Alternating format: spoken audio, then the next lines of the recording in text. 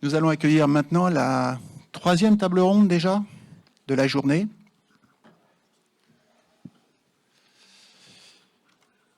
Le thème va être l'IA et la conformité.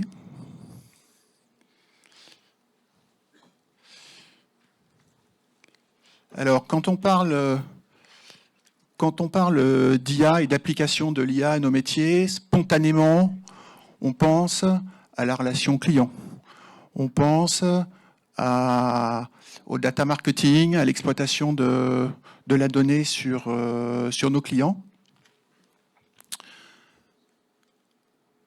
On pense beaucoup moins à des applications liées au... Jean-Paul, je crois que tu peux venir prendre place, hein, le temps que je termine. Voilà. On pense beaucoup moins à des applications du côté du middle ou du back-office. Pourtant, chez Investance, on a une conviction forte, c'est que l'IA, dans nos métiers, dans la banque, dans l'assurance, peut trouver des champs d'exploitation dans ces tâches un peu plus obscures et peut-être un peu moins glamour. Un des champs d'application peut être effectivement la conformité. Et cette année, nous avons choisi de faire un focus sur les relations entre l'IA et la conformité, parce que nous pensons qu'il y a beaucoup d'opportunités. Jean-Paul, je te laisse présenter tes invités. Alors Jean-Paul est le référent chez Investance sur ces sujets, bien entendu. Bonjour à tous. Merci Eric pour cette introduction. On va essayer d'aborder le sujet de la manière la plus complète possible. Je vous souhaite tous bienvenue à notre table ronde. Alors, c'est nous qui bougeons, vous êtes déjà arrivés. Donc cette année, nous avons effectivement choisi d'axer la conférence sur l'intelligence artificielle et la conformité. Aujourd'hui, c'est enfoncer des portes ouvertes en rappelant que les évolutions réglementaires et le renforcement de la supervision financière qui en découle obligent les acteurs financiers à renforcer leur département conformité et gestion des risques. Aujourd'hui, on se rend compte que pour se prémunir contre d'éventuelles sanctions administratives ou judiciaires, ces services se dotent de nouvelles technologies dans les traitements, analyses et contrôles de données. On aura l'occasion d'y revenir, toujours plus nombreuses. Les techniques de l'intelligence artificielle, telles que nous le percevons, bien évidemment, ont un rôle à jouer. Et l'idée un peu du débat aujourd'hui, c'est de dire, est-ce qu'elles jouent un rôle? À quel niveau de maturité sont les applications aujourd'hui? Justement, l'approche un peu généraliste du titre de la conférence « Intelligence artificielle et conformité » permet d'axer quelque part le sujet sur deux axes. Donc, le premier concerne l'usage effectif des traitements d'intelligence artificielle à des fins de conformité. Et nous essaierons d'illustrer ce point-là. Le second, c'est un peu la controverse, c'est la conformité de l'usage de l'intelligence artificielle au regard des enjeux qu'elle soulève et les éventuels impacts qu'elle peut entraîner sur des évolutions réglementaires. Et aujourd'hui, c'est une occasion assez unique d'avoir des représentants à la fois du superviseur de la place financière et du régulateur quelque part. Donc par rapport à nos intervenants. Donc je vais représenter, s'il était besoin pour les personnes qui seraient arrivées juste pour notre conférence, mais nous avons le plaisir d'accueillir Su Yang. Donc Su Yang, vous avez été data scientist dans une expérience passée.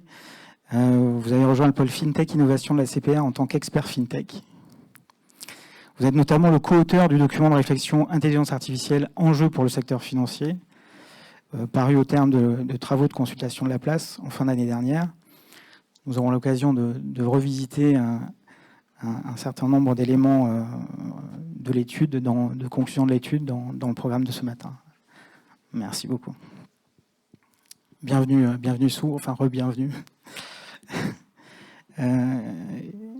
Nous accueillons également Yanis Kemel, donc de la direction du Trésor. Yanis, vous avez rejoint la direction du Trésor après une expérience de data scientist à la Cour des comptes. Vous êtes plus particulièrement en charge de la coordination de la politique innovation dans le secteur financier.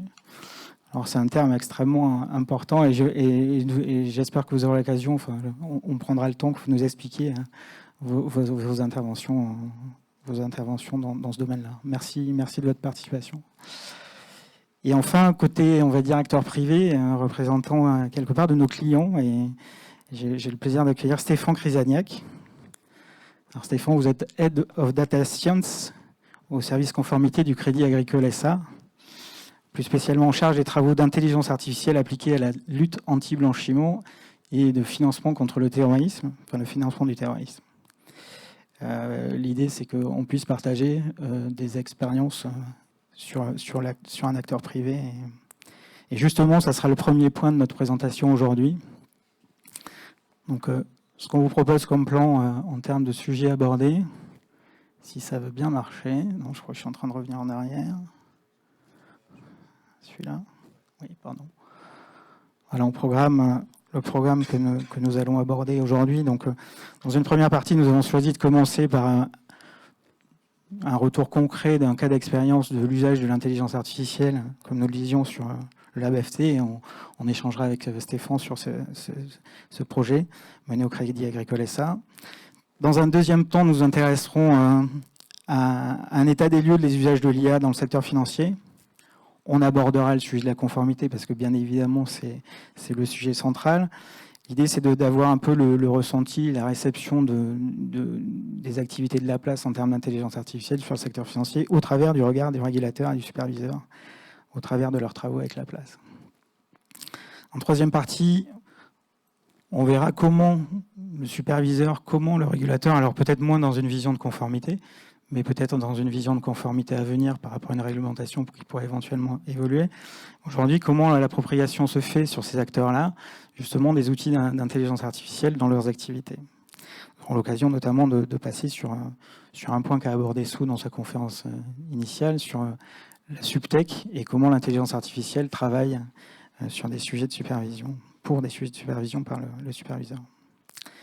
Dans un quatrième temps, alors qu'on spécialisera peut-être un peu moins sur la conformité, parce que je pense que tout est lié un peu à l'état des lieux qu'on établira dans le second point, mais aujourd'hui c'est plus de rentrer dans des enjeux et les questions que soulève l'intelligence artificielle et peut-être plus en général. Et là on aura l'occasion de discuter sur les gros enjeux identifiés notamment dans le rapport dessous, et puis de redonner la vision de chacun des intervenants.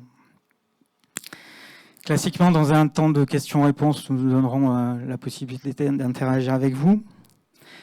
Et là, je vous invite à profiter du moment que vous avez en privilégié avec nos régulateurs et superviseurs pour les mettre un peu sur le grill et poser des questions. Donc, affûtez vos questions, profitez de ce moment-là.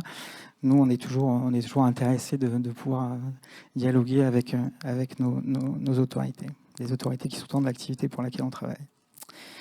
Et enfin, pour être exhaustif, alors là, c'est pas forcément affiché tout de suite, mais on vous invitera à répondre à 2 questions. Ça nous permettra aussi de conforter notre vision d'état des lieux par rapport à l'auditoire. On vous demandera juste de voir un peu si dans vos organisations respectives, des projets d'intelligence artificielle travaillent sur le secteur de la conformité. Et puis là, une question que m'ont soufflé mes 2 interlocuteurs des autorités.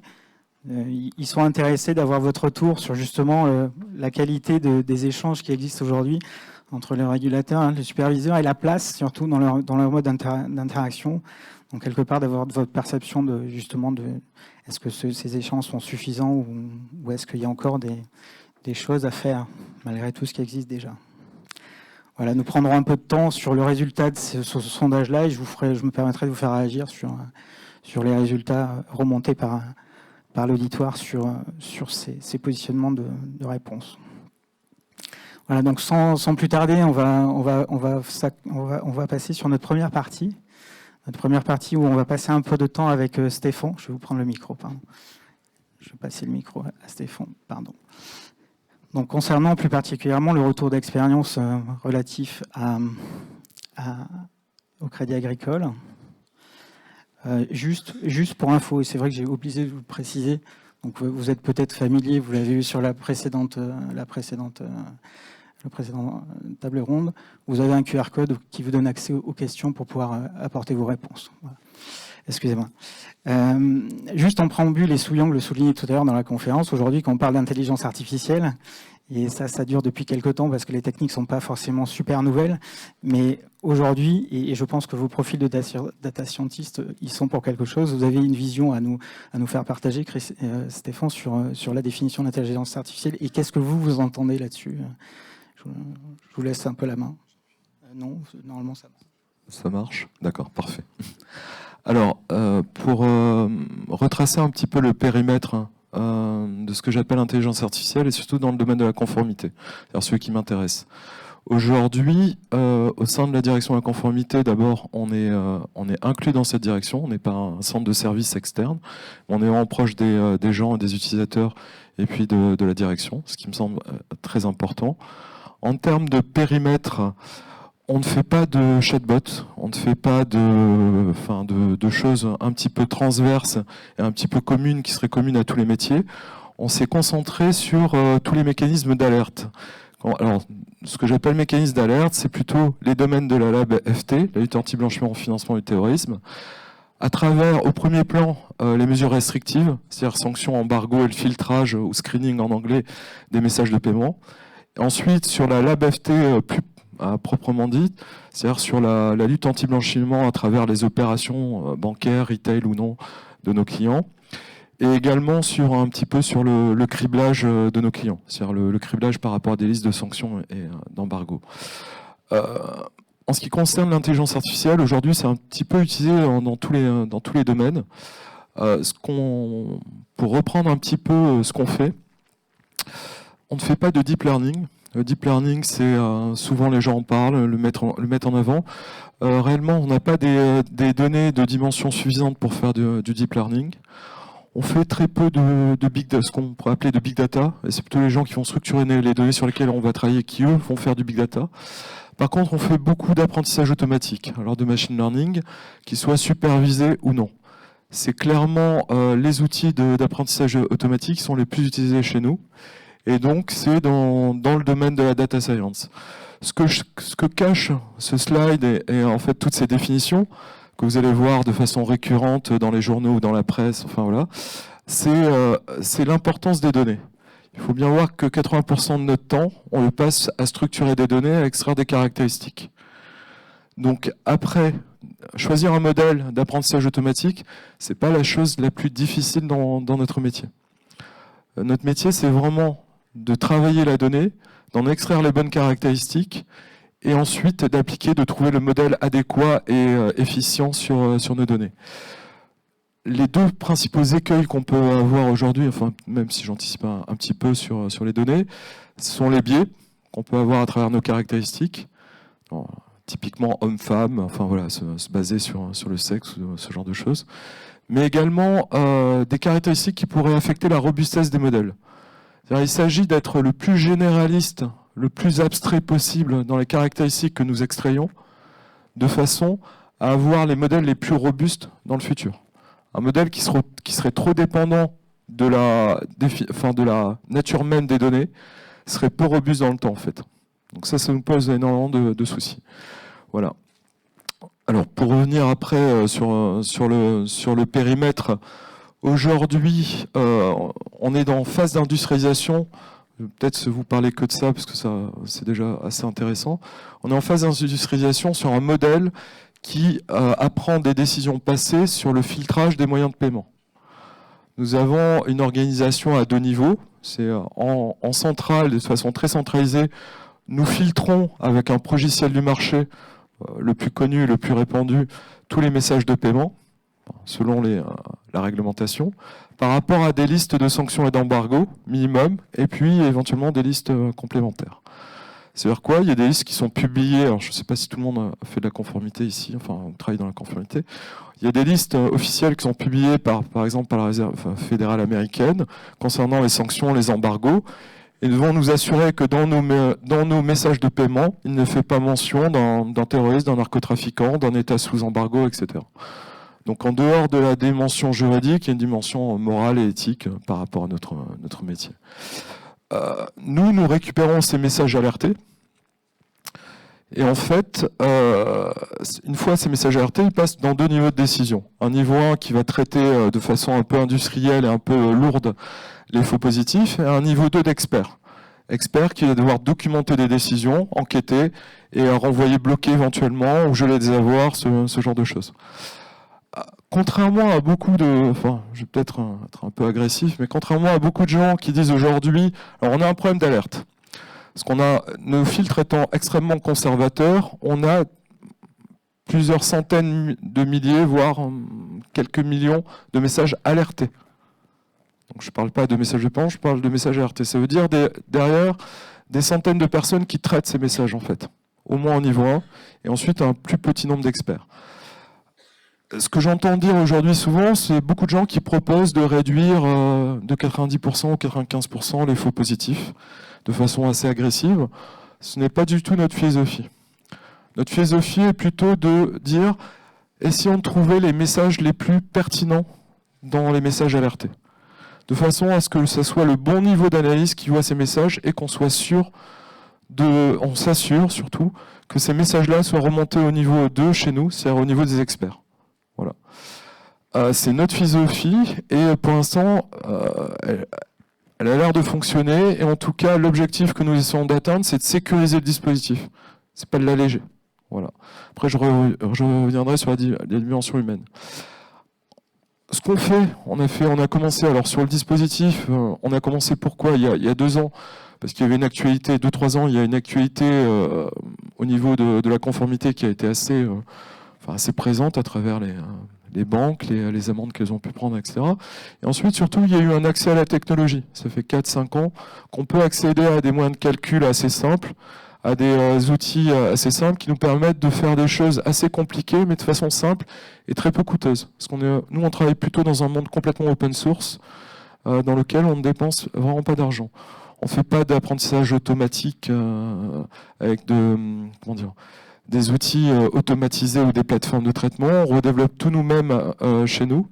Et on est plutôt axé donc uniquement sur l'apprentissage automatique. Dans ce domaine-là, pour ceux que ça intéresse, je ne sais pas qui est technique ou pas ici, on va faire beaucoup de réseaux de neurones, beaucoup de reconnaissance d'entités nommées, c'est-à-dire qu'on va décomposer toute la typologie du message de paiement, un peu comme une phrase de français dont vous décomposez la grammaire, sujet, verbe, complément. On va retrouver les types d'éléments qui sont présents dans le message. On va faire beaucoup de sémantique aussi, c'est-à-dire sur toutes les parties libres, le texte libre, on va extraire toute la sémantique du message. Et on va également, alors, en dehors de la décision, on a des add-ons complémentaires, c'est-à-dire qui ont pas mal intéressé dans les échanges qu'on a pu avoir à la CPR. On travaille énormément l'intelligibilité du modèle, c'est-à-dire la raison pour laquelle le modèle prend une décision et sur quelle variable et sur quelle thématique il va prendre ses décisions. Alors, quand je dis prendre une décision, c'est proposer une décision plutôt. Ne prend pas de décision automatique. Et la loi ne le permet pas. Ouais, et puis, c'est pas dans notre philosophie aujourd'hui. Le dernier point, c'est qu'on travaille aujourd'hui aussi sur... Alors, c'est à la mode aujourd'hui, mais on a une idée bien précise de ce qu'on va en faire. On travaille beaucoup sur les GAN, sur la génération automatique de messages virtuels, de façon à constituer des bases. Les messages sont des données assez privées et hautement sécurisées. Et en fait, ce qu'on veut, c'est créer des messages synthétiques pour pouvoir entraîner d'autres algorithmes, et également pouvoir créer des messages adverses pour pouvoir attaquer nos algos, en fait. Voir si certains messages constitués de certaines façons pourraient déstabiliser nos décisions, en fait. Et ça serait un élément de qualification de la robustesse de nos modèles. Voilà. Donc, on travaille à peu près sur tous les sujets. Aujourd'hui... Donc on est en phase d'implémentation parce qu'on a prouvé qu'il y avait de la valeur à sécuriser le dispositif et puis ça allégeait quand même un tout petit peu le niveau 1 puisque on le déleste d'un certain nombre de messages. Je ne pourrais pas vous donner les chiffres. Mais... Après, il y a quelque chose d'intéressant dans tout ça et sur lequel peut-être on y reviendra mais il faudra insister, c'est l'aspect ressources humaines. Sur lequel on a pas mal échangé aussi avec la CPR, FinTech Innovation, c'est quand on parle d'apprentissage automatique, on parle d'apprentissage. C'est-à-dire qu'on apprend des experts. Il faut bien voir que l'être humain n'est pas un sparring partner qui prend des coups. C'est un coach. Il apprend à travers ses décisions à la machine à reprendre les mêmes décisions. Ce qui fait que si je remplace tous mes êtres humains demain par mon modèle, j'aurai un petit problème. On n'est pas dans un cas de reinforcement learning où il y a des règles très claires et je pourrais mettre deux machines l'une en face de l'autre pour qu'elles s'apprennent l'une l'autre. Ce qui veut dire que quelque part, je vais être obligé et même je vais être très content, de conserver des experts qui vont pouvoir continuer à alimenter le modèle dans le futur. Donc ça, c'est le principal impact dans nos organisations, c'est comment délivrer un modèle d'intelligence artificielle tout en ne déstabilisant pas l'expertise de mes équipes dans le futur. Et tout ça, c'est du process, du dispositif et de l'organisation. Voilà. Je ne sais pas si je vais faire un petit tour sur... un peu trop, peut-être. Non, c'est très bien et c'était très, très complet. Là, je notais par rapport aux éléments qu'on avait préparés un peu initialement, je crois que tu as rempli toutes les cases. Et justement, je pense qu'on aura des enjeux. Il y a quelques points qui ont été soulignés et qui seront repartis, qui seront rediscutés dans la partie enjeux. Je pense notamment à la donnée et l'éthique. Moi, le point de conclusion, et tu l'as abordé tout à l'heure, c'est que vous avez travaillé en collaboration avec la CPR au travers d'échanges. Alors, on a eu la chance d'être sélectionné comme projet par la CPR Innovation FinTech après l'appel à candidature au printemps pour travailler sur le sujet intelligence artificielle et conformité. Bon, je ne vous cache pas qu'au début, on était à la fois content et fébrile d'être sélectionné, pour être honnête. Ensuite, ça a été extrêmement enrichissant. Pourquoi? Parce qu'on a eu toutes les parties prenantes autour de la table, notamment la ACPR FinTech Innovation. On a également Tracfin qui est venu aux réunions. On a également des data scientists du Data Lab de la Banque de France qui sont venus auditer notre code et puis auditer nos algos, voir ce qu'on avait construit et fabriqué. Et à travers les échanges, je pense qu'on a eu ce qui était enrichissant, c'est on n'est pas dans le cadre d'un contrôle, donc les questions, je pense qu'il y a eu de la transparence des deux côtés, ce qui nous a permis de pas mal avancer sur beaucoup de sujets, que ce soit la gouvernance de ces modèles, est-ce qu'elle diffère de la gouvernance d'autres modèles tels qu'on peut la pratiquer en banque aujourd'hui ou pas, ou finalement, malgré leur complexité, s'intègrent complètement dans des processus qu'on connaît déjà par ailleurs. Voilà. Sur la partie ressources humaines aussi, c'est quel est l'impact finalement sur nos équipes, sur nos experts. Et c'est pour ça que comme on avait commencé à réfléchir là-dessus, je pense que bon, ça a confirmé ce qu'on pense. Et puis le dispositif qu'on pense mettre en place répond au moins aux attentes du régulateur, ou au moins à ses inquiétudes, peut-être. Après, il y a eu l'aspect intelligibilité, sur lequel je pense qu'on en est au tout début. Enfin, je pense qu'il y a encore beaucoup d'efforts à faire, même si les premiers éléments, les retours qu'on a sont importants. Voilà, donc tout ça a été plutôt juste une chose que j'ai oublié de dire. Ouais. Quand je pense à l'intelligibilité, ça me fait penser que l'intelligibilité a été validée par nos équipes. C'est-à-dire que ce qu'on délivre au sein de mon équipe, c'est une méthodologie plus qu'un outil. Parce qu'on n'est pas sûr d'avoir un résultat à la fin. En fonction des données, est-ce qu'il y a du signal, pas du signal, est-ce qu'on a les bonnes données, pas les bonnes données, est-ce qu'on apprend sur les bonnes décisions ou pas. Donc on a une méthodologie qu'on déroule et qui est validée à chaque étape.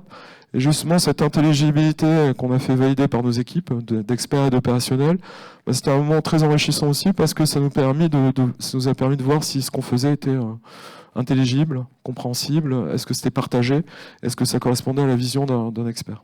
Voilà, après, justement, c'est un des points caractéristiques des projets en IA aujourd'hui. On est un peu dans des terrains à investiguer, à valider au fur et à mesure de la construction de ces outils-là. On reprend aujourd'hui quelque part des modes de conception qui rejoignent forcément des méthodes agiles de type réellement incrémental et de construction quelque part sans forcément de garantie de résultat. Aujourd'hui, ça veut dire aussi, là je rejoins les propos de Nicolas Mérindol du début de séance, c'est dire aujourd'hui on est sur une immédiateté, mais avec quelque part un effort d'investissement à avoir et quelque part un degré de risque de non-résultat. Et là, alors bien évidemment, il y a quand même des présomptions qui permettent de démarrer, mais des présomptions de résultats. Mais aujourd'hui, on est quand même sur des spécificités de ces types de projets-là, en fait. Il faut avoir une certaine confiance de sa direction. Voilà. Tu es, par rapport justement à ces échanges-là avec le régulateur, je vais me permettre de prendre le micro pour le passer à Sou et tu as fait la transition assez parfaite sur notre deuxième partie. La deuxième partie que nous souhaitions aborder, c'est justement notamment par rapport à la vision que dotent toutes les études et toutes les interactions aujourd'hui entre le régulateur et les superviseurs vis-à-vis de la place. C'est de dire aujourd'hui, sous Yanis, vous êtes 2 data scientists dans des autorités. Vous êtes quelque part, enfin pour moi, dans nos échanges, vous êtes un peu l'illustration de la prise en compte effective des autorités de cette nouvelle apparition de tendance forte et qui est appelée à rester. On a parlé du rapport Villeni, je pense que je vais vous laisser un peu la main là-dessus. Voilà, aujourd'hui, nous, le point par rapport à cette partie-là, c'est de dire quelles sont vos missions. Vous l'avez résumé un peu tout à l'heure vis-à-vis des points de contact vis-à-vis de la place. Et puis peut-être un peu de donner votre vision, justement. Alors on a eu le retour de Stéphane, mais justement, le fait de projets matures sur le domaine de la conformité, quel est l'état de la place sur le secteur, en fait? D'accord. Alors, je vais commencer par dire la chose suivante, c'est n'ayez pas peur de travailler avec la CPR. Et je suis content que le Crédit Agricole a accepté de travailler avec nous. D'ailleurs, c'est précisé, malgré les précisions de notre appel à candidature, où les éléments de travail qu'on aurait dégagés de cet atelier-là ne seront pas utilisés pour des futurs travaux de contrôle. Et c'est vraiment une volonté qu'on veut mettre en avant. Et quand on parle de co-construction, d'un cadre de supervision, on est vraiment sincère, voilà. Et on peut comprendre un petit peu la fébrilité des établissements de venir se mettre à nu sur ces sujets où on entend les problématiques plutôt à travers notre réseau de cabinets de conseil, où les gens viennent nous dire que voilà, moi j'ai des clients qui ont ces problématiques-là, et quand on parle avec les établissements, souvent c'est plutôt non, il n'y a pas vraiment de problème, on n'utilise pas vraiment encore de l'IA, passé, il n'y a rien à voir. Bon, mais je pense que à travers les différents ateliers qu'on est en train de mener, on se rend compte quand même que il y a besoin de ce dialogue-là pour rassurer le marché, de dire que en matière de réglementation, il n'y a pas de réglementation en matière d'IA. Et ce n'est pas souhaité par le secteur privé ni par les régulateurs, qu'on préfère travailler à droit constant.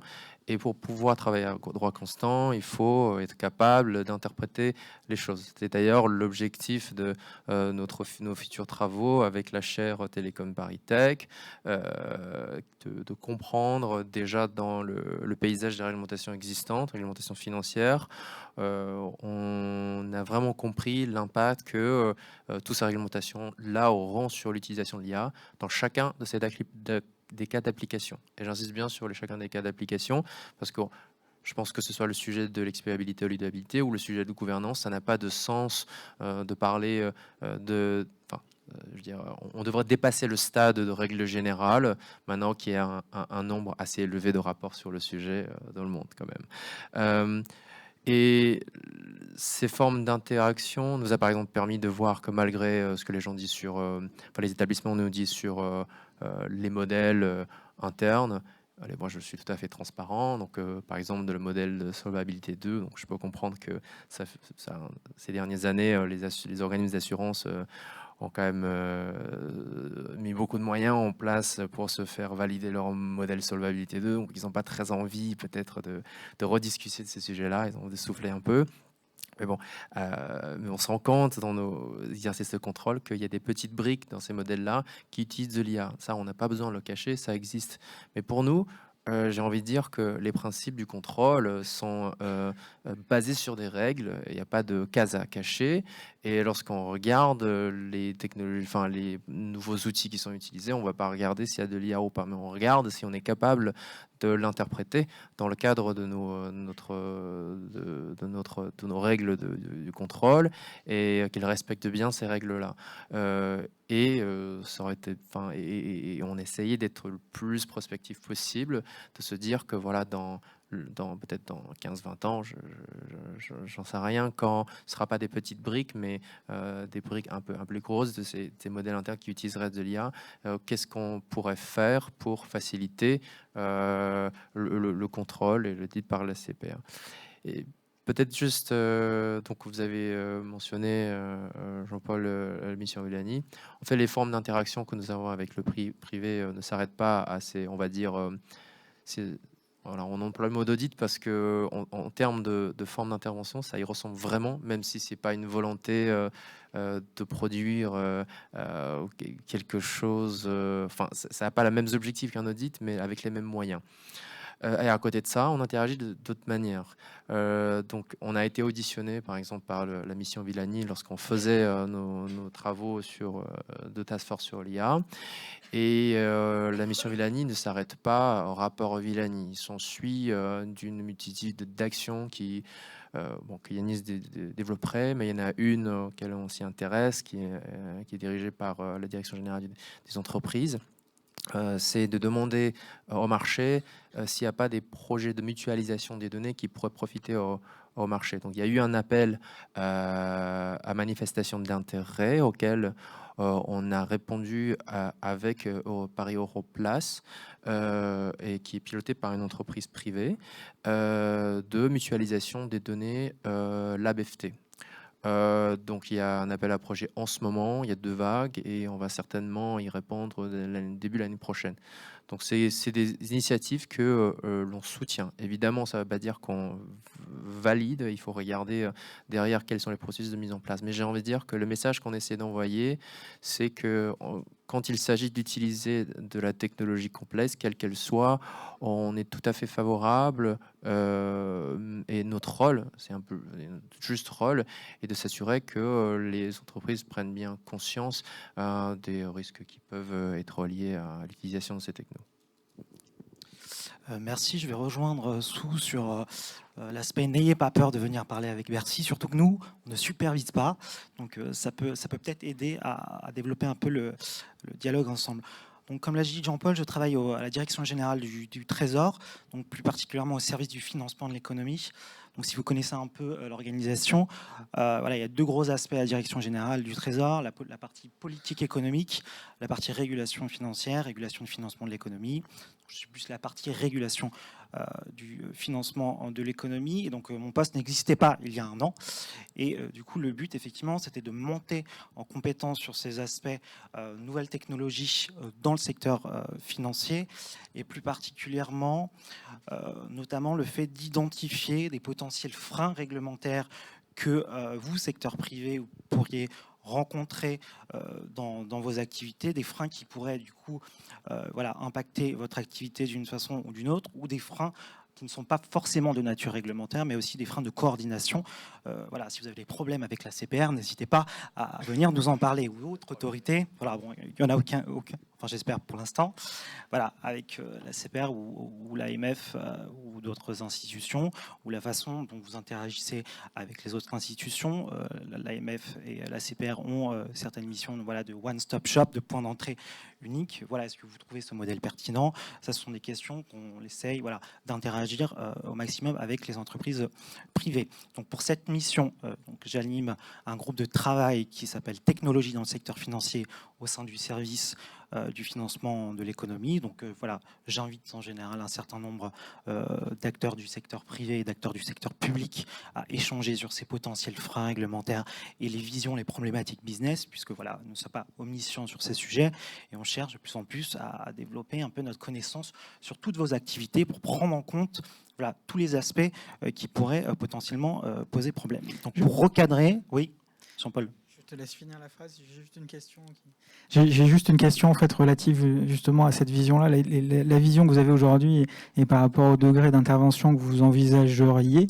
Enfin, quelle politique aujourd'hui le régulateur que tu représentes peut-être un peu aujourd'hui, de dire vous seriez dans des logiques de réglementation. Enfin, vous êtes sur. Est-ce qu'on dit aujourd'hui le niveau réglementaire suffit pour pouvoir encadrer ces activités-là? Donc, on a eu l'occasion d'en. Alors, je pense qu'on en reparlera pas mal aussi dans la partie enjeu. Et effectivement, je rejoindrai sous, mais bon, je vais faire ma transition directement là-dessus. Alors, effectivement, si on regarde un peu l'aspect réglementaire aujourd'hui sur le secteur financier, il n'y a pas grand-chose en droit dur sur la question. Les seules réglementations qu'on peut voir, c'est sous l'angle de la donnée, notamment avec la CNIL, sur la question des décisions fondées sur des traitements entièrement automatisés. On va dire que c'est l'aspect sur lequel on pourrait rejoindre l'intelligence artificielle artificielle. Et puis plus généralement, Stéphane parlait de biais, par exemple des possibilités de discrimination. On va dire que ces biais peuvent être globalement couverts par le code pénal. Là, j'étais juste dans une vision d'adoption, pas forcément rentrer dans le time, mais là, vous êtes dans une logique, et c'est un peu ce qu'on partageait, on va dire à high level, mais vous n'êtes pas dans une logique aujourd'hui d'identifier un besoin réel de réglementation forte. Vous êtes vraiment dans une logique aujourd'hui d'essayer d'être le moins invasif possible et de voir justement le point de blocage du fait de votre observation du marché. Effectivement, le but, c'est pas de faire de la réglementation à tout prix. Le but, c'est déjà de voir si la réglementation actuelle est adaptée aux enjeux que présente le numérique, et donc l'intelligence artificielle. Et les enjeux, on aura l'occasion de voir en quatrième partie, et là je t'inviterai à rentrer dans le détail. Moi, le point de la deuxième partie, je pense qui intéresse pas mal l'auditoire, c'est justement cette vision-là. Aujourd'hui, vous l'avez, vous échangez avec la place. Le degré d'application des usages de l'intelligence artificielle dans la conformité par rapport à vos activités, bien évidemment. Quel est-il, ce degré d'utilisation ? Alors, je vais rester fidèle à ce que j'ai dit ce matin. En tout cas, de ce qu'on voit, il y a encore très peu d'applications dans les processus qui sont vraiment supervisés par la CPR. Donc j'en passe les chatbots pour améliorer la qualité de collaboration entre les collaborateurs des établissements, pour faciliter la logistique, ceci, cela, etc. Mais lorsqu'il s'agit du pricing, lorsqu'il s'agit de la segmentation, de la modélisation des risques, de la BFT, etc., je pense qu'en tout cas en France, on est plutôt sur encore un stade de R&D, de tâtonnement. Et on ressent également un besoin pour les établissements de travailler avec les superviseurs pour se rassurer. Bon, donc je vais être très clair. On ne va jamais dire qu'une technologie est valide ou pas pour être utilisée dans certains processus. La CPR valide des processus. La CPR, lors des contrôles sur place ou sur pièce, valide des processus. D'ailleurs, ça n'a pas de sens pour nous de dire qu'on a le droit d'utiliser des forêts aléatoires dans un processus de credit scoring plutôt que du deep learning, selon comment est-ce que ces algorithmes sont intégrés dans le processus. Tout comme aujourd'hui, on ne valide pas une technologie en particulier parce qu'elle est incorporée dans un processus de l'établissement. Donc je pense qu'il faut vraiment avoir ça en tête, c'est que nous, on regarde les processus et lorsqu'on travaille avec des établissements, on essaye de comprendre un petit peu comment ces technologies sont utilisées. Et je pense que cette compréhension, on ne pourra pas l'avoir sans ces collaborations avec les établissements, et les établissements évidemment ne sauront pas quelles sont exactement nos exigences quand il y a un changement de paradigme de cette sorte-là en termes de technologie. D'où votre réel intérêt d'avoir le résultat de notre sondage de fin de séance, de pouvoir dire est-ce qu'aujourd'hui il y a des choses à faire en plus par rapport aux attentes du secteur privé. Donc on a désolé, on a un peu tué l'ambiance par rapport au degré, mais c'était important d'avoir ce degré d'information là. Aujourd'hui, effectivement, c'est des techniques qui sont en début d'appropriation et en début d'utilisation.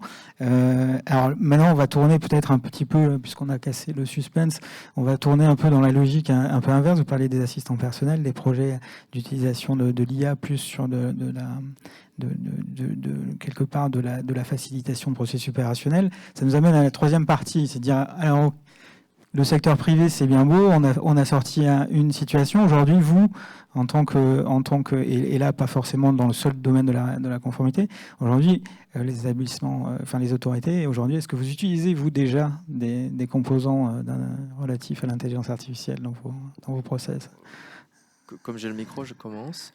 La réponse courte, c'est oui. Et je pense que j'ai évoqué plusieurs raisons.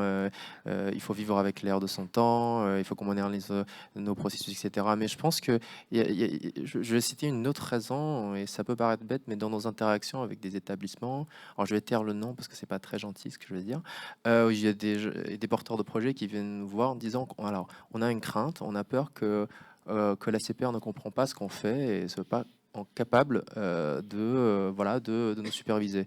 Eh bien, je pense que les travaux de Subtech qu'on essaie de mener, c'est aussi à la fois, il y a une raison réelle de les faire parce qu'on a un réel besoin, mais aussi de montrer qu'on est en train de s'approprier de ces technologies-là et qu'on dispose des compétences en interne pour pouvoir appréhender tous ces sujets technologiques. Donc, sur la slide, j'ai passé vite, c'est l'élément qui est en bas à gauche, c'est on essaie de rassurer le marché avec des actions concrètes. D'ailleurs, j'avais pas mentionné, mais mon équipe est en train de recruter 2 data scientists. C'est pour vraiment disposer des ressources en interne, pour développer des projets, pour aller au-delà de l'intrapreneuriat où on outsource quand même, on externalise quand même pas mal en ce qui relève de l'opérationnel de ces projets-là. Donc oui, c'est très important. Et plus concrètement, pour revenir aux actions de Subtech, pour définir, qui consiste à l'ensemble des actions destinées à moderniser les actions de la CPR. Et les premières actions qu'on a entreprises, c'est les challenges d'entrepreneuriat. On a eu vraiment, qui dépassent mes attentes, nos attentes, on a eu une trentaine de réponses de projets. Donc, trentaine de réponses, ça veut dire 30 porteurs de projets, mais bien plus, parce que souvent, ils viennent entre 2-4 personnes pour porter un projet. Et on a dû vraiment sélectionner parmi des projets qui ont l'air tous très intéressants, mais qui tournent quand même souvent autour de la gestion des documentations juridiques, des décisions juridiques qu'on aura prononcées vis-à-vis des établissements, pour plus facilement se naviguer, pour plus facilement analyser, pour plus facilement comprendre finalement quelle est notre position nous-mêmes. Et puis comme il y a un certain turnover à la CPR, c'est aussi important de garder cette expertise métier. Donc comment est-ce que les experts métiers travaillent finalement. Pour appuyer ces projets, on utilise beaucoup les ressources de la Banque de France en matière de pilotage des projets, mais aussi en matière de data scientist. On travaille notamment avec l'équipe data, dans lequel d'ailleurs Yanis y est passé, qui est dirigée aujourd'hui par Farid Oukassi, qui est une équipe de 8 data scientists au sein de la Banque de France. D'ailleurs, ce qui est intéressant, c'est que parmi ces 8-là, il y a un inspecteur des finances, quelqu'un de l'inspection générale, qui finit une thèse sur le machine learning et le secteur financier. Donc, on est vraiment en train d'essayer de se mettre à niveau, d'être vraiment à la pointe sur les connaissances et ces matières-là. Voilà, donc, je pense que Alors, on va pas forcément entrer dans le détail, mais là, on affiche un peu les initiatives qui ont été retenues dans votre challenge. Et on est extrêmement heureux que vous partagiez ces informations-là. En fait, on se rend compte que le régulateur, le superviseur a les mêmes problèmes que le secteur privé, sur tout ce qui est notamment outils de veille et puis assistance sur des moteurs de recherche. Chose que soulignait tout à l'heure dans l'usage de l'IA, Stéphane. Yanis, de votre côté, à la direction des trésors, alors là, vous n'avez pas donné l'exclusivité slide, mais en tout cas, on est tout oui. Effectivement, on a peut-être moins d'usage. Nos missions de régulateur, surtout dans la catégorie régulation financière, se prêtent peut-être un peu moins à ces usages Subtech, RegTech par rapport à Tracfin ou d'autres parties de Bercy qui ont effectivement beaucoup plus de cas d'usage. Mais nous, donc, dans les deux gros aspects des missions de la Direction générale du Trésor, vous avez donc sur l'aspect politique économique, les bureaux qui travaillent sur les questions des prévisions à court terme, on voit que la prédiction, une meilleure prédiction, une meilleure performance prédictive pour l'usage de certaines techniques de machine learning dans cette catégorie-là d'usage, c'est-à-dire les prévisions, par exemple, du PIB à court terme. Donc, on a ce gros paquet-là qui va du coup mener très bientôt à une publication de leur part. Donc, restez connectés en décembre pour voir comment le régulateur utilise ces méthodes de machine learning à des fins de prévision du PIB. Donc, assez inédit là-dessus. Et on va dire un deuxième gros point, peut-être un peu plus prospectif, c'est l'utilisation des données non structurées. Du coup, l'utilisation des données, l'automatisation et la recommandation d'un certain nombre de règles légistiques, notamment dans le cadre de propositions, de modifications de projets de loi, de décrets d'arrêtés, etc. La capacité à avoir au moins les nouvelles technologies ou l'intelligence artificielle, peut-être pas aller jusqu'à l'intelligence artificielle dans la création, proposition d'un texte non consolidé sur ces aspects-là, dans le cas d'un décret par exemple, pourrait être très utile à ce sujet. Vous soulignez ce point-là, de dire pas jusqu'à l'intelligence artificielle. Moi, c'est une des remarques que je me suis faite quand on préparait cette table ronde. Vous êtes 3 data scientists, vous avez un degré d'avance. Et aujourd'hui, on le sent bien, et le marché est en train de bouger. Zoé, me semble-t-il, signifiait aussi que la Banque de France recrutait des data scientists. Donc aujourd'hui, on est quand même dans une logique où le marché bouge et se recentre sur une partie de ces techniques-là. Le marché bouge. On est rassuré parce que l'AMF, de son côté, a quand même communiqué récemment en début d'année sur l'utilisation d'intelligence artificielle pour tout ce qui est, on va dire, manipulation, enfin recherche de manipulation de cours sur la base des données du reporting des transactions. Donc on est content que le superviseur bancaire soit également en passe d'utiliser ces technologies-là. Effectivement, à ce sujet, comme on en parlait, il y a la question de la régulation par la donnée. Donc voilà, une méthode qui fait entrer peut-être un peu plus la question. Oui, qui fait rentrer peut-être un peu plus la question de l'utilisation des données dans une approche un peu plus de la preuve par la donnée des réglementations qui sont créées. Et c'est une des démarches employées notamment par l'AMF et d'autres superviseurs autorités sectorielles, notamment CSA, l'ARCEP, etc. Et je vous invite très fortement à lire leurs publications sur le sujet. Il y a plein de publications et en préparant cette table ronde, je me suis rendu compte effectivement de la grosse documentation et des travaux à tous les niveaux d'ailleurs, au niveau, on va dire, national, international et éthique, données. Aujourd'hui, ça nous amène gentiment sur la dernière partie de notre intervention et qui reprendra un peu ces sujets-là. Aujourd'hui, si on ouvre un peu les enjeux concernant l'intelligence artificielle, et là je le rappelle peut-être dans une vision un peu plus globale, si on reprend les notions de rapport, on est sur des enjeux qui sont assez comment dire, courants, concrets. Et effectivement, des enjeux de données, des enjeux de technique, des enjeux de cybersécurité. Aujourd'hui, vous, votre vision, et là peut-être que je vais redonner la parole à Sou par rapport à ces travaux sur le rapport de fin d'année dernière. On a un slide d'ailleurs qui reprend un des slides que vous avez présenté tout à l'heure concernant la publication et le retour qui a été fait par la place. Donc je l'ai un peu remis pour que ça rentre dans nos modèles. En tout cas, la teneur est la même en fait. Donc, en tout cas, je suis content d'être d'accord avec vous parce que je suis d'accord avec les conclusions de mon propre rapport. Donc voilà. En fait, concernant, ce que Jean-Paul a mentionné, c'est qu'on a quand même pas mal de publications qu'on peut trouver dans le monde et je pense que c'est assez sain aussi parce que ces rapports-là montrent une certaine convergence de vision entre les différents superviseurs nationaux. On identifie à peu près les mêmes problématiques et on se pose à peu près les mêmes questions. La difficulté maintenant, c'est d'y répondre. Et j'avais mentionné que la difficulté de l'IA, c'est que ce sont des choses universelles qui peuvent intervenir à toutes les chaînes de valeur. C'est pas moi qui l'ai dit, c'est les acteurs privés qui me l'ont dit. Maintenant, c'est de savoir comment est-ce qu'on va répondre à ces questions-là dans chacun de ces maillons de la chaîne de valeur qui soit très important pour nous les superviseurs. Par exemple, j'ai mentionné assez rapidement les sujets de l'importance des données.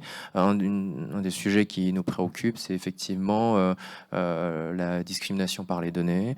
Est-ce que, alors même si on exclut des variables interdites dans l'utilisation par les algorithmes de machine learning, est-ce qu'il n'y aura pas des variables qui vont servir de proxy pour produire ces mêmes variables-là? Et c'est une problématique qui est difficile parce que c'est assez simple en fait, c'est déjà aller un cran trop loin que de dire comment on va contrôler, superviser ces problématiques-là. Mais en fait, la détection elle-même est un vrai problème. Comment vous arrivez à prouver qu'il y a un biais dans le modèle? C'est pas évident parce que statistiquement, si vous prouvez que votre modèle est un petit peu biaisé, le pricing en fonction du sexe est biaisé pour le sexe masculin que pour le sexe féminin, mais ça prouve pas que le modèle est biaisé. Ça veut dire qu'avec les données dont on dispose, ça l'est. Mais on peut réfléchir d'une manière. On peut imaginer que, on peut changer l'espace de probabilité de sorte qu'on impose à ce que le pricing soit correct en fonction des variables interdites. Mais est-ce qu'on a le droit de faire ça? Est-ce que c'est pas introduire une discrimination positive qui n'a vraiment pas lieu d'être, qui biaise intégralité la modélisation des risques, qui est quand même le métier, le cœur métier du secteur financier. Donc, pour moi, c'est c'est un sujet extrêmement difficile. Et là, je vais répéter quelque chose que j'ai déjà dit, mais en ajoutant une dimension, c'est de dire que les superviseurs n'ont pas forcément la connaissance théorique de ce qui peut se faire. Le secteur privé n'a pas forcément une connaissance de ce que les superviseurs attendent vraiment d'eux. Et l'académique n'a pas forcément une connaissance des deux, et de voir qu'est-ce qui économiquement est viable à mettre en place. Et c'est ça qui montre qu'il y a vraiment une importance à dialoguer ensemble sur ces sujets-là. Bon, je suis déjà trop lent, donc je ne vais pas parler de cybersécurité, mais ça, c'est un sujet aussi qui est très important. Moi, je voulais juste rebondir sur la donnée. On parle de données et de l'importance de l'utilisation des données. On a des vrais, comment dire, des vraies positions prises par la CNIL, qui sont aujourd'hui des vrais garde-fous et qui sont peut-être plus dans un mode un peu plus conservateur et peut-être dans une vision justement de maintien, de maîtrise de ces outils-là. Je voulais juste imager, notamment par une décision récente alors je ne sais pas comment s'appelle l'organisme, c'est le pendant de la CNIL aux Pays-Bas, qui a retoqué 2 établissements financiers qui faisaient du criblage, du screening d'objectifs commerciaux, de quelque part d'objectiver des ciblages commerciaux sur la base d'informations de paiement et de solutions d'intelligence artificielle. Donc là, on rejoint, vous disiez, il y a une certaine convergence des superviseurs.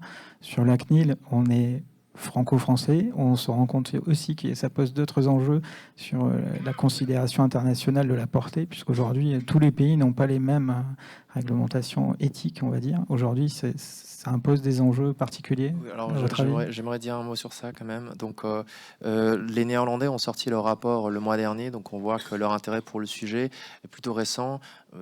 Récent, ça veut aussi dire que du coup il y a un peu de zèle selon la manière de faire les choses. On dialogue énormément avec la CNIL sur ces sujets-là, et encore une fois, je dirais qu'ils ont une posture RGPD évidemment, mais que leur posture va varier d'une application à une autre.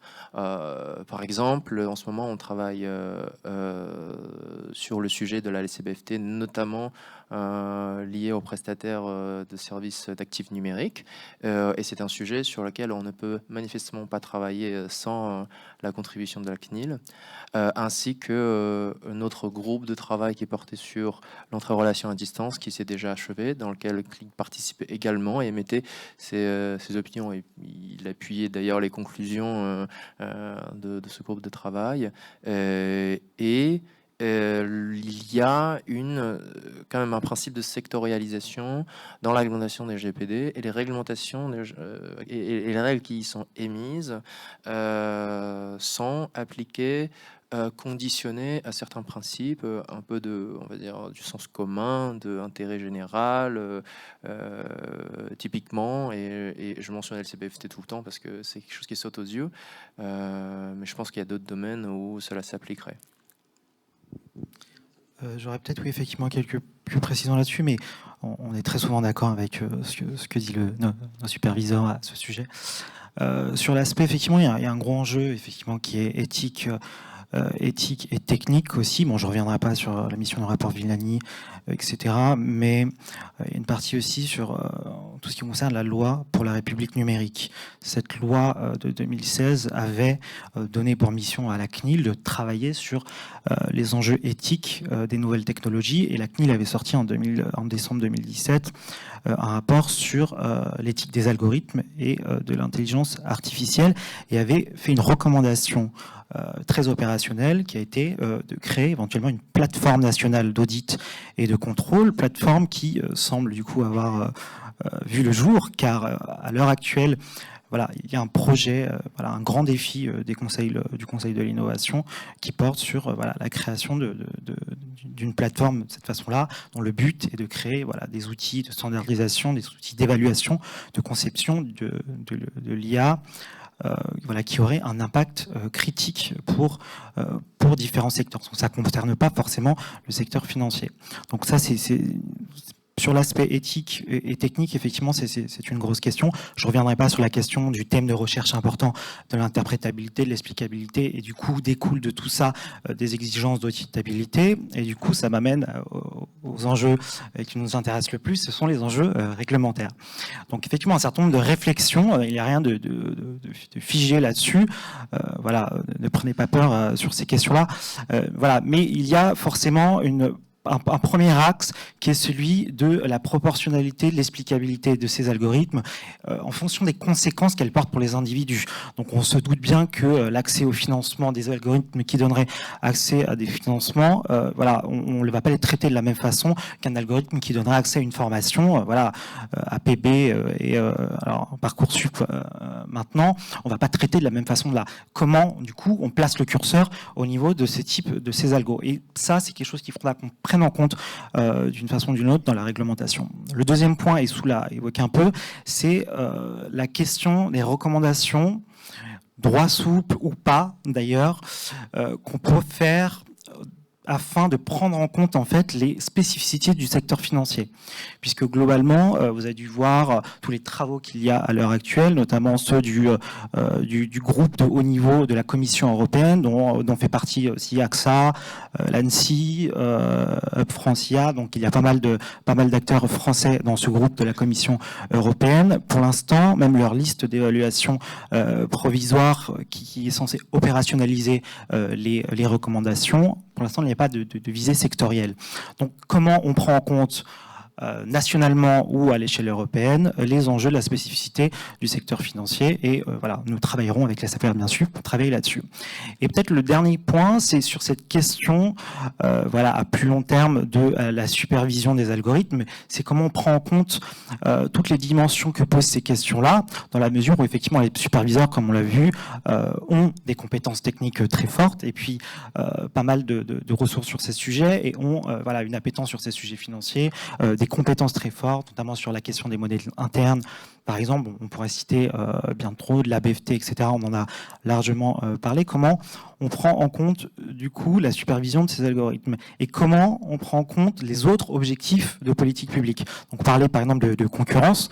La question de la concurrence, c'est également très important. Vous avez dû voir des cas d'usage d'algorithmes de tarification automatique qui jouaient des stratégies de collusion. Et il n'y a pas très longtemps, l'autorité de la concurrence française est sortie avec son homologue allemand un papier sur la question algorithme et concurrence et les enjeux que ça pose. Donc, dans le secteur financier, voilà, on parlait par exemple d'algorithmes de tarification automatique en ligne qui concernent très souvent des plateformes qui ont usage aussi à des services financiers. Voilà, toutes ces questions-là vont se poser, elles ne sont pas figées, c'est des questions qu'on peut mener avec vous. Si vous avez en tant que voilà, acteur du secteur privé une réflexion à partager sur ces questions, ce sont tous ces aspects-là qui peuvent très fortement nous intéresser. Merci Yanis pour votre retour. Sur la concurrence, on parlait justement de la concurrence, on va dire, internationale. Aujourd'hui, est-ce que vous y voyez un réel danger? Enfin, c'est un des axes de conclusion du rapport Villeni, c'est quelque part de dire offrons la chance de se doter d'une réelle intelligence, d'une vraie compétence intelligence artificielle française. On voit aujourd'hui même des groupes peut-être moins sur les problématiques d'intelligence artificielle, mais des velléités de mise en place de plateformes techniques liées à la sécurité, à la gestion des données. On a des acteurs bancaires qui sont alors, pas forcément en train de se positionner comme des GAFA, parce que ça serait un peu... Mais aujourd'hui, par rapport à des GAFA justement qui, eux, sont en train de se doter de services financiers, voilà, aujourd'hui, on sent bien que vous êtes proactif. Est-ce que pour moi, vous êtes dans cette lignée d'adopter et de faire en sorte que la réglementation soit positive, en fait. Oui, en tout cas, alors en tout cas, donc en matière de concurrence, je pense que c'est d'abord un sujet de type d'acteur que de nationalité. Donc vous avez mentionné GAFA, il se trouve que GAFA est américain. Si vous avez mentionné BATX, ce sont les Chinois. D'ailleurs, je vais anticiper une des questions. Non, ce n'est pas à cause des RGPD qu'il y a une différence dans le développement de l'IA. D'ailleurs, ceux qui disent ça ne sont probablement pas au courant des réglementations qui sont en cours dans ces pays-là. La loi des cyberespaces qui est mise en place par la Chine, par exemple, le 1er juin 2017, est une loi qui intègre la quasi-totalité des dispositions du GDPR. Bon, il se trouve que c'est une réglementation qui s'applique au privé. Et plus récemment, on s'est rendu compte quand même, enfin que la Chine s'est rendu compte qu'il y a beaucoup de soucis, notamment dans la manipulation des données par les plateformes de prêt entre particuliers. Donc il y a un contrôle un peu systématique de tous les acteurs sur le marché, y compris les filiales financières des grands groupes comme Alibaba, etc. Donc je pense que l'utilisation des données est un sujet qui intéresse tout le monde. Maintenant, en termes de type d'acteurs, effectivement, on va y arriver de plus en plus. Les acteurs technologiques dans le secteur financier. Donc, vous avez tous entendu parler de l'annonce de Libra cet été par Facebook, et l'annonce un peu plus récente du développement des nouvelles applications de paiement par Uber. Vous savez sans doute que Amazon est un établissement de monnaie électronique. Je crois qu'il y a une communication Google aussi, je crois, la semaine dernière, ou début de semaine. Google. Tout à fait. Google qui a annoncé l'ouverture d'un compte. Alors, Google s'est associé à une banque pour proposer l'ouverture de comptes de paiement, de comptes bancaires, mais c'est un peu différent. En tout cas, il y a un intérêt, et je ne vais pas vous faire la description des géants technologiques chinois qui ont toutes une licence bancaire, soit en propre, soit en collaboration avec un établissement bancaire en Chine. Donc c'est un changement de paradigme où je pense que l'arrivée de ces acteurs-là sont plus susceptibles de modifier le paysage du secteur financier à long terme, et sont plus à proprement parler d'influencer les enjeux de concurrence. Il se trouve de manière corollaire, oui, cela pose une question d'enjeu de concurrence, mais bon, entre pays, quand on dit entre pays, c'est essentiellement les Américains et les Chinois dans d'autres pays. Hein. Je veux dire, on n'a jamais parlé d'enjeu de concurrence. Si, un petit peu quand même. Donc, un autre sujet. Donc, je change de sujet. Donc, un des problématiques qui nous a poussé à mener le groupe de travail sur l'entrée en relation à distance. Donc, ça a démarré avec des néobanques qui ont essentiellement dit qu'on n'a pas pu harmoniser de manière un peu sérieuse entre les différents pays de l'Union européenne la 4e directive sur la LCBFT. Et effectivement, il y a des approches pragmatiques, des approches favorisant un certain établissement, enfin des approches assez différentes à travers les pays en Europe. Et je pense que nous, on fait partie des pays qui ont transposé le plus fidèlement possible la directive. Et finalement, qui a constitué une difficulté pour certains établissements de développer certaines solutions. Donc, l'objectif que l'on espère avoir réalisé avec ce groupe de travail, c'est d'avoir permis l'émergence de plus d'outils plus facilement à mettre en place, plus économiquement viable, de permettre l'entrée en relation à distance possible. Donc les enjeux de concurrence, il y a ce sujet de géants technologiques d'une part, et puis il y a quelques sujets d'ordre réglementaire, et c'est des sujets que l'on discute au niveau du forum FinTech, qu'on essaye d'en faire des propositions au Trésor, qui fait partie de ce forum-là. Voilà.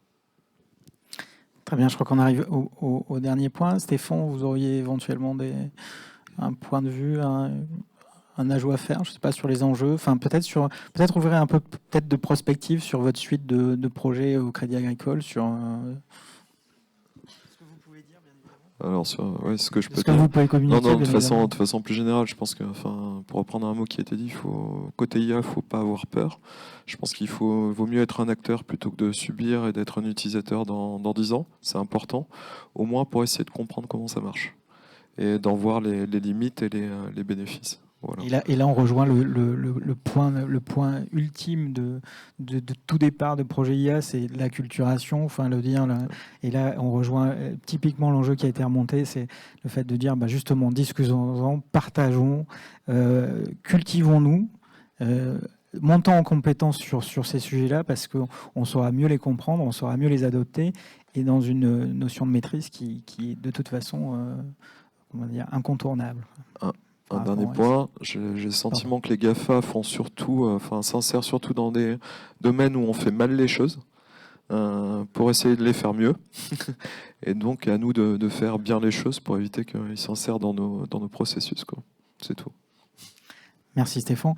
On va ouvrir maintenant la partie questions-réponses. Juste, alors je vais laisser le micro, enfin, selon les personnes qui ont à interagir. Juste par rapport à, je voulais aborder dans cette phase ultime les résultats relatifs au sondage.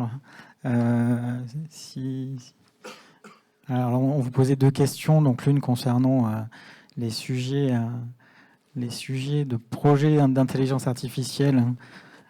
Alors, on avait remis ce point-là de deep learning, machine learning dans le domaine de la conformité. A priori, alors, il y a des projets. Donc, il y a 63% des... Je suis rassuré. En fait, on n'avait pas trop de doutes. Après, c'est les degrés de maturité. Effectivement, c'est les choses qu'on ne peut pas mesurer, mais on sent bien qu'il y a des initiatives et que ça démarre. Et vous le mesurez aussi. Deuxième question, et qui vous intéressera plus de manière générale, donc concernant le degré de satisfaction. Je vais vous laisser réagir, Yanis et Sou. Bah, écoutez, peut mieux faire. Nous, enfin, je n'arrête pas de répéter ce matin, de toute façon, que ce soit pour comprendre comment ça marche, que ce soit pour être capable de les mettre en droit souple ou non, de nos interprétations des réglementations en vue d'application des nouvelles technologies comme l'IA. C'est important pour nous d'interagir avec le marché. Et je pense que c'est important pour le marché d'interagir avec nous. Donc, comme il n'y a pas, a priori, on n'est pas parfait dans les formes d'interaction avec le marché, je pense que c'est assez important aussi pour les acteurs en compte de nous dire qu'est-ce qu'on peut faire de plus pour améliorer cela. Alors ça peut sembler une critique un peu cachée, mais dans mes interactions avec les porteurs de projets, j'ai toujours tendance à sentir que à la fois les acteurs nous en veulent un petit peu de ne pas comprendre certaines choses, de ne pas maîtriser certaines choses, et en même temps refusent tout dialogue de peur qu'on peut les utiliser pour les sanctionner ou je ne sais quelle raison. Donc c'est très difficile dans ce cas-là de construire quelque chose de actionnable pour l'ensemble des acteurs financiers. Donc moi ce que je dis, c'est que la création du pôle est contingent à une volonté de travailler dans un cadre qui soit propice à ce dialogue-là, qui ne soit pas utilisé par le contrôle ou par l'établissement pour aussi dire que leur solution est validée par la CPR. C'est un jeu où si on doit parler d'avoir crainte ou pas, c'est un jeu à double sens. Je veux dire, si on veut convaincre en interne les contrôleurs de nous aider dans ces dialogues, il faut qu'on soit capable de les convaincre aussi que ce qu'ils vont dire pendant ces ateliers-là ne vont pas être réutilisés dans un autre contexte. Donc il y a les mêmes craintes des deux côtés, et je pense réellement qu'il faut qu'on soit capable de ne pas avoir peur et de collaborer ensemble. Alors moi j'aimerais bien avoir le nombre de répondants pour voir la pertinence du sondage. Alors justement, c'est que ça change beaucoup. Je ne sais pas si on peut l'avoir, mais on vous donnera peut-être pendant les questions. Je vais ouvrir justement les questions. On parlait tout à l'heure de profiter de la présence des régulateurs et du superviseur. Est-ce qu'il y a des questions dans la salle ?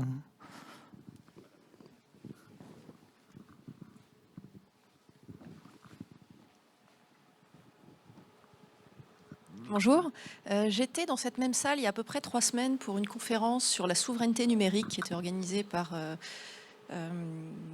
un parti politique et un think tank qui s'appelle Code 3. Et dans les propositions qui sont ressorties, il y avait l'idée d'une sorte d'agence de vérification de l'IA qui pourrait par exemple être, ce qui était proposé, qui aurait pu être confié à la DGCCRF, qui aurait comme mission d'aller vérifier non pas le contenu des IA, mais le résultat et le fait qu'elles correspondaient bien à la promesse client, d'où l'idée de la confier à la DGCCRF. Je voulais avoir votre avis sur ce type de proposition. Est-ce que vous trouvez ça totalement hors de propos ? Ou est-ce que ça pourrait être intéressant, l'idée étant de s'assurer que la promesse consommateur est bien réelle, alors qu'aujourd'hui c'est compliqué en tout cas on ne sait pas toujours comment fonctionnent les IA, et donc l'intérêt c'est de savoir si le résultat correspond à la promesse. Alors effectivement je n'avais pas forcément entendu parler de ce projet, mais alors d'un point de vue régulation, nous on a des réflexions sur le sujet, vous vous doutez bien, mais on se dit que disons les 3 grosses parties de l'IA sont aussi importantes que le résultat ex post. Je parle notamment de la partie ex ante. On se dit que Là, ce que nous dit le rapport Villani, c'est que ça peut être intéressant de faire aussi des impacts, des évaluations d'impact sur la discrimination. Sur ce qu'a appris l'algorithme, ce qui est intéressant aussi de voir, c'est comment on peut réguler la partie d'apprentissage en continu. Et voilà, si on a utilisé de l'active learning, ce type de méthode-là, et la régulation aussi, ici, va avoir un impact sur tout ce qui va se passer ex post. Donc, effectivement, ça ne nous paraît pas absurde sur le point, mais ce qui ne nous paraît pas suffisant, c'est aussi d'avoir cette vision ex ante et en continu pour prendre en compte toutes les problématiques. Pas forcément l'aspect consommateur, mais aussi l'aspect discrimination, mais aussi d'autres problématiques, comme on a pu voir, la concurrence, qui peuvent, d'une certaine façon, montrer quelques signes en amont. Et bon, sous peut-être d'autres perspectives. Alors, je vais rajouter juste quelque chose. Je pense qu'on n'a pas suffisamment insisté sur l'importance des données. Je pense que c'est là où se situent toutes les problématiques. Alors, je vais dire quelque chose et vous allez me dire effectivement qu'il ne faut plus laisser les superviseurs réfléchir dans leur coin sans leur dire ce qui se passe dans le privé. C'est que autant que l'IA...